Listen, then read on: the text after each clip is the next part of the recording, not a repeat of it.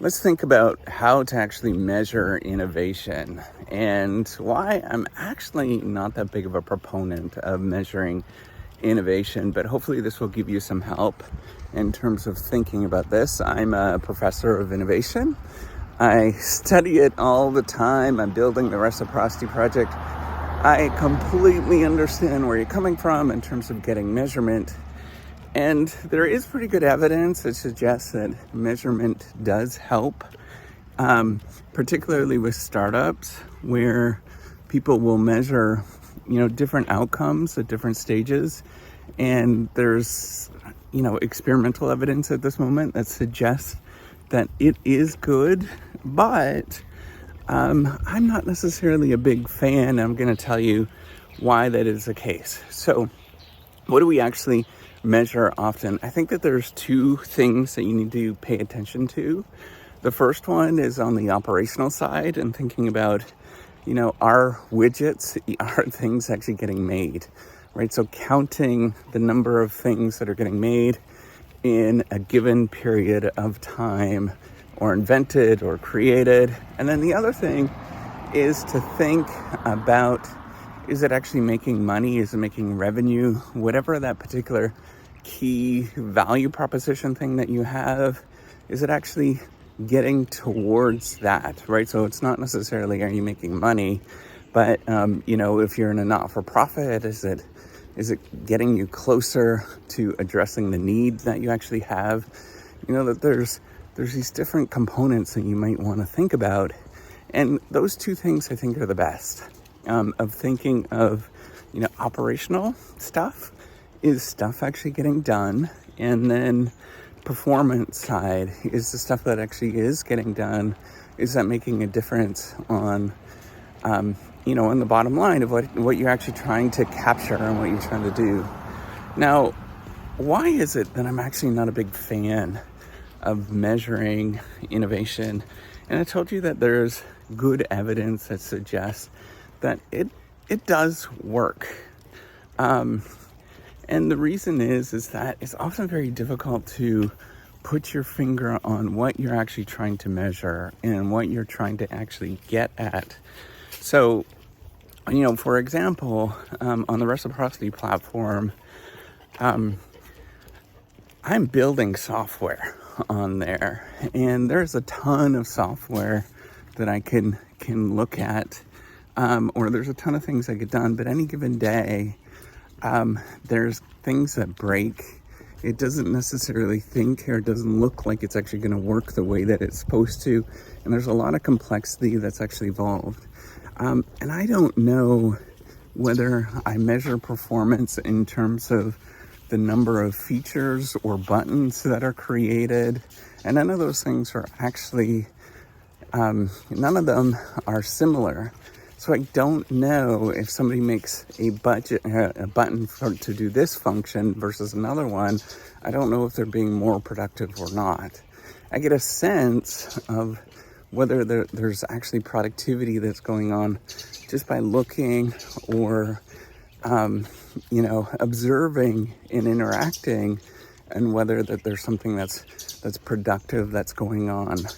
So I think from the simple way of just getting a sense of whether that there's actually some sort of performance that's going on is better, in sort of qualitative sense, than measuring any particular thing. It doesn't really benefit me in any sort of way. The only thing that I can measure, and I don't like measuring it in terms of an outcome, is how much I actually spend. So measuring how much I spend on something, or how much you spend on something, is just capturing one side of the story. And while that's an important component of it, because you always have to spend something, you're not really getting any sort of performance outcome. So, what do you actually measure? What are you getting at? I think that there's, two important things to think about, right? So the operational side, I'm a big fan of trying to measure, is there work that's being done? Can you see that? And it's, for the most part, it's just going to be measured as a cost of some sort, right? And then on the other side, It's thinking of the performance side, or thinking of the performance side. Are people feeling more better as they're interacting? Does the team have a qualitative sense that things are getting better? And, can you actually see that there's a qualitative difference that's actually being done not only with the team, within the team, but, as well, what's going on in terms of addressing customer needs? Is there some sort of qualitative difference that's actually happening? So, what to do, right? How do you sort of achieve the things that you want to achieve? I think the key thing is to think about how do you build, so let me take a step back. So part of the reason why we have this sort of measurement culture that we have is because there's been a long run trend, by the way. You can see this over time as we're measuring more and more things. And as we measure more and more things and quantify more things, it doesn't necessarily mean that things are better off. That's hard to actually measure. That's hard to actually capture. So what you have to do is bring in people, and I'm a much bigger fan, bring in people, or, just treat people nicely, treat them like human beings, like select people that are gonna do well, in the sense that they're just motivated, they're implicitly motivated to do things and to want to do better. That's very difficult to select on, it's difficult to measure, but you want to sort of get a sense of that. Are these people just kind of self-motivated? Can you actually rely on them to get things done? And I think having a sense of that, and the sense of like things are getting done, I'm proud of the things that are getting done, is better than trying to actively quantify things and get some sort of measurement out of the things that you're actually making.